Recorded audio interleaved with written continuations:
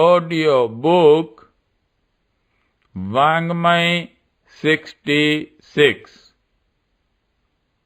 युग निर्माण योजना दर्शन स्वरूप व कार्यक्रम चैप्टर 6 पार्ट 30 संयम बरतें सुखी रहें।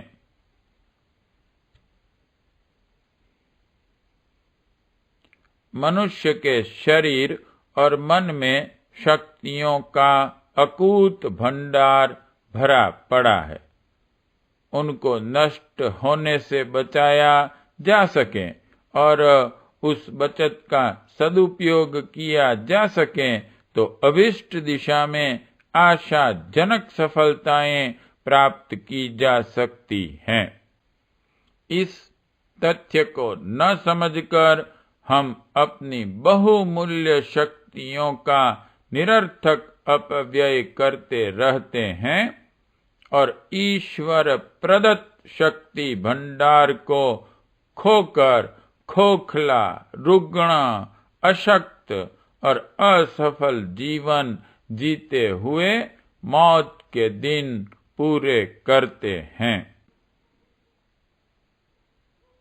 शरीर और मन अपने अपने आहारों द्वारा शक्तियों का निरंतर उत्पादन करते रहते हैं और हमारा सामर्थ्य भंडार निरंतर बढ़ता रहता है। इस उत्पादन को यदि अपव्यय से बचाया जा सके और उसे रचनात्मक दिशा में प्रयुक्त किया जा सके तो निसंदेह किसी भी दिशा में आशाजनक प्रगति का सुयोग मिल सकता है। संयम का अर्थ है शक्तियों के अपव्यय को रोकना। यह अपव्यय अधिकतर हमारी इंद्रियों द्वारा होता है। इंद्रियों में दो प्रमुख हैं, एक जीभ, दूसरी जननेन्द्रिय। जीभ के द्वारा हम निरर्थक बकवास करते रहते हैं।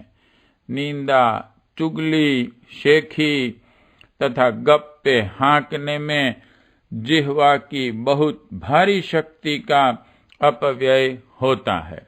असत्य और कटु न बोलने का जिह्वा संयम यदि बरता जा सके तो हमारी वाणी इतनी प्रभावशाली हो सकती है कि उसका दूसरों पर आश्चर्यजनक प्रभाव पड़े और वरदान आशीर्वाद देने की क्षमता उत्पन्न हो जाए। निरर्थक बकवास से हमारा मनोबल नष्ट होता है।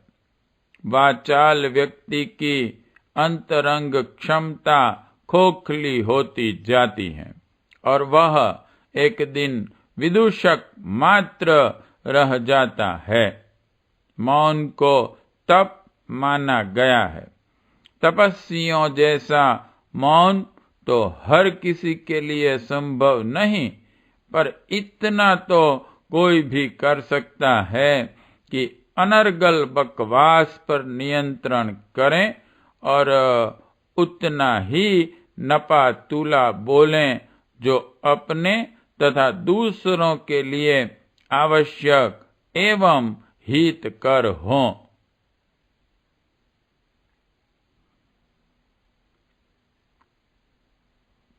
जिह्वा का दूसरा असंयम है चटोरापन। विकृत झायके के लिए हम अवांछनीय अभक्ष्य पदार्थ खाते रहते हैं। स्वाद का आकर्षण आवश्यकता से अधिक मात्रा में खाने के लिए ललचाता है। यह बढ़ी हुई मात्रा पेट पर भार बनती और उसे दिन दिन दुर्बल करती चली जाती है। मसाले एक प्रकार के मंद विष हैं। वे जीभ, पेट, आंत और उदर के हर हिस्से को जलाते हैं। उत्तेजना में आदमी खा तो अधिक जाता है, पर मात्रा से अधिक पचावे कौन?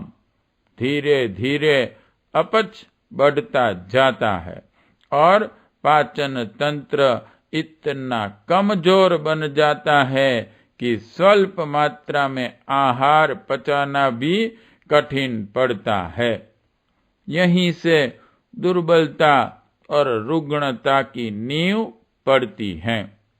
बिना पचा भोजन पेट का भार मात्र है। वह शक्ति पैदा न कर सकेगा तो दुर्बलता बढ़ेगी। अपच के कारण पेट में जो वैशल्य सड़न पैदा होती हैं, वही शरीर के विभिन्न अंगों में पहुंचकर वहां विभिन्न रोगों को उत्पन्न करती चली जाती हैं और व्यक्ति व्यथा पीड़ाएं भोगता हुआ अकाल में ही काल कवलित होता है। लुकमान सच कहते थे कि आदमी अपनी जीभ से अपने मरने गड़ने के लिए कब्र खोदता है। जीभ यदि काबू में हो तो मिठाई, खटाई, मिर्च और मसाले हमारे ऊपर क्यों सवार हों और तरह तरह के व्यंजन, पकवान, अचार, चटनी की लपक क्यों लगें? लोग समझते भर हैं कि हमने जायकेदार और कीमती चीजें खाकर मजा उठाया, पर वस्तुतः यह अपने पैरों आप कुल्हाड़ी मारने की तरह हैं। यदि हम जायके को महत्व न दें और केवल गुण और लाभ को ध्यान में रखते हुए औषधि की तरह सात्विक आहार करें, तो पेट खराब न हो और दुर्बलता एवं रुग्णता का शिकार न होना पड़े। यह जीभ ही है जो जायके और चटोरेपन की शिकार बनकर हमारे स्वास्थ्य, आनंद और दीर्घ जीवन पर कुठाराघात करती हैं।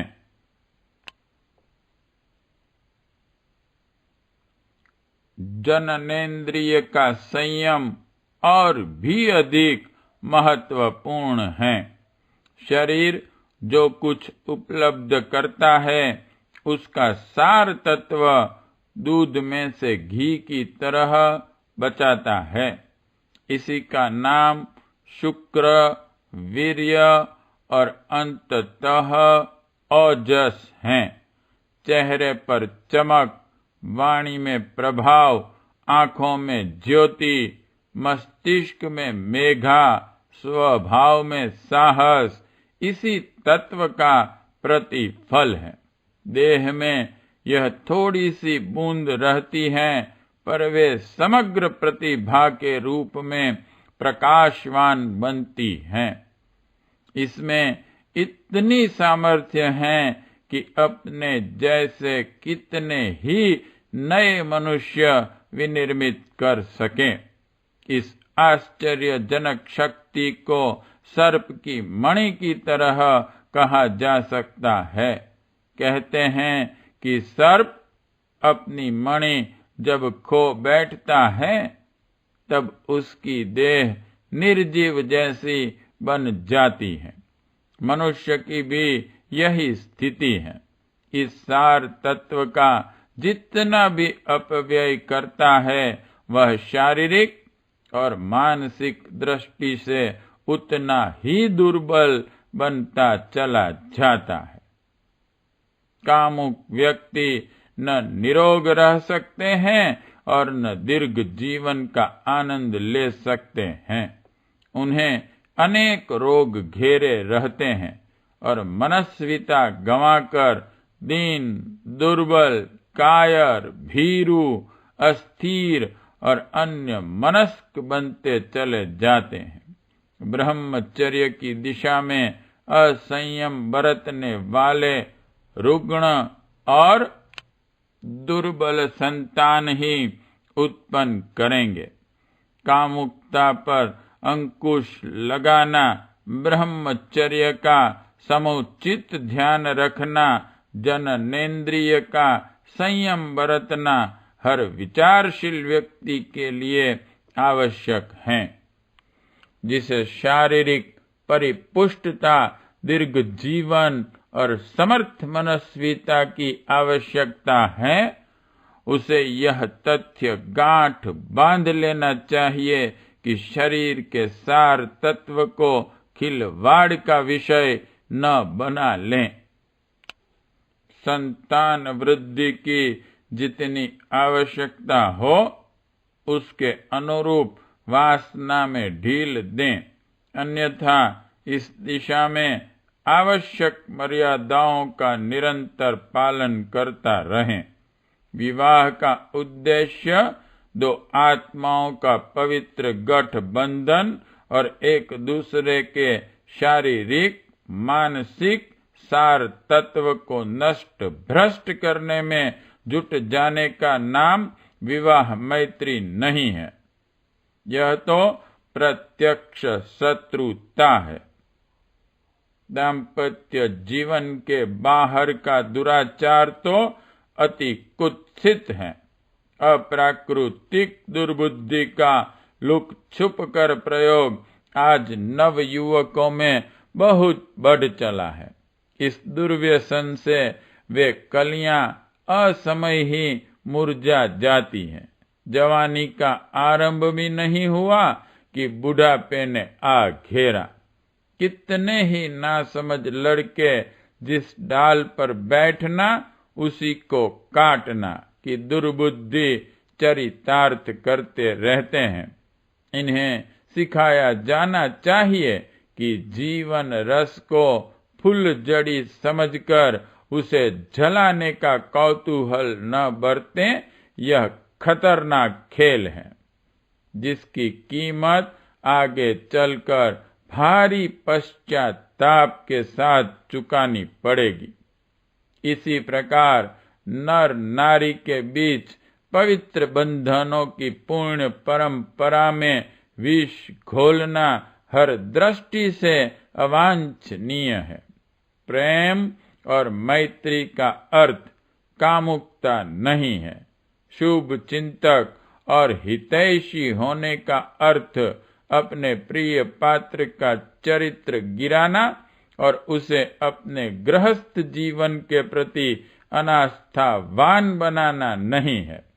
नर और नारी में भी पवित्र प्रेम हो सकता है, इसमें कोई दोष नहीं, पर जब वह मैत्री कामुकता से विषाक्त होने लगे तो समझना चाहिए कि वह सद्भावना की आड़ में दुष्ट प्रयोजन खुलकर खेल रहे हैं। अच्छा हो नर नारी के बीच पनपने वाली मित्रता विषाक्त होने से बची रहे और उसके दूरगामी दुष्परिणामों से व्यक्ति और समाज को कुफल न भोगने पड़े। अन्य इंद्रियां भी ऐसी ही हैं जिन्हें संयम की शिक्षा मिलनी चाहिए। आंखों में शुद्ध सौंदर्य की आकांक्षा तो बनी रहे, पर कामुकता की दुर्भावना से चारों ओर बिखरे सौंदर्य को न निहारे। इससे मिलने वाला कुछ नहीं, केवल आंतरिक शक्ति नष्ट होगी और अकारण उद्विग्नता बढ़ेगी। मन कलुषित होगा, कुमार्ग पर कदम बढ़ेंगे और अंततः पतन के पथ पर लुढ़क पड़ने का अवसर आ जाएगा। आंखों के लिए यही उपयुक्त हैं कि वे सौंदर्य को उत्कृष्ट आध्यात्मिकता की पवित्र दृष्टि से देखें और हर घड़ी प्रमुदित और संतुष्ट रहने की ही स्थिति प्राप्त करें। कान श्रृंगार और अश्लीलता सुनने के लिए लालायित न रहें। निंदा चुगली में रस न लें। बहुत कुछ आवश्यक तथ्य सुनने के लिए शेष हैं, उन्हीं के लिए प्रवृत्ति क्यों न मोड़ी जाए। नासिका मांस मदिरा जैसे अभक्ष्यों की दुर्गंध को सहन क्यों करें। नासिका की स्वाभाविक प्रीति स्वच्छता और सात्विकता को पसंद करने में है। अच्छा हो हमारी नासिका सही पथ प्रदर्शन करने में समर्थ बनी रहें।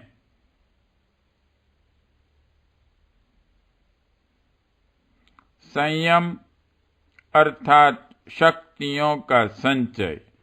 असंयम अर्थात सामर्थ्य की बर्बादी।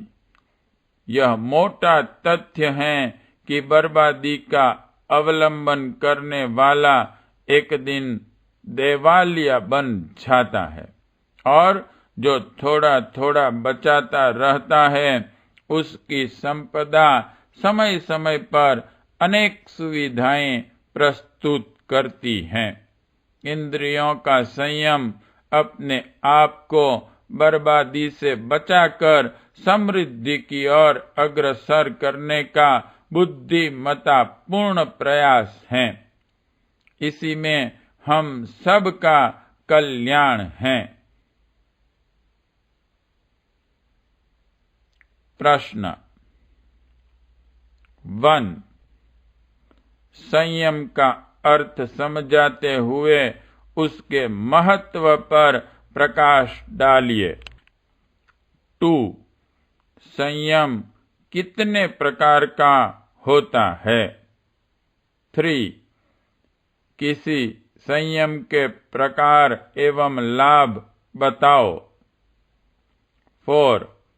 अपच का मूल कारण क्या है। 5। ब्रह्मचर्य के महत्व पर प्रकाश डालिए। 6। दृष्टि संयम से क्या लाभ है। 7। श्रवण संयम का तात्पर्य क्या है। 8। नासिका संयम का ध्यान कैसे रखा जाए। 9। समृद्धि का सदुपयोग क्या है। 10। सबके कल्याण का राज मंत्र क्या है। पार्ट 30 समाप्त।